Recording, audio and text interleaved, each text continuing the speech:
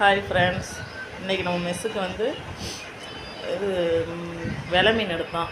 வெலை மீனும் முண்டக்கண்ணி பாறைன்னு சொல்லுவாங்க, அதுவும் எடுத்தோம்.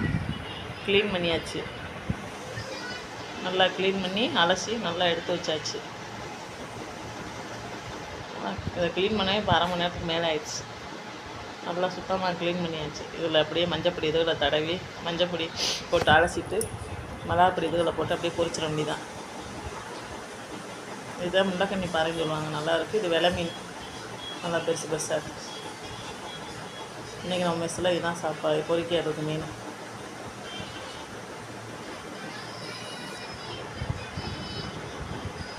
ஒன்றரை கிலோ எடுத்தேன், கிலோ 250 ரூபாய்க்கு.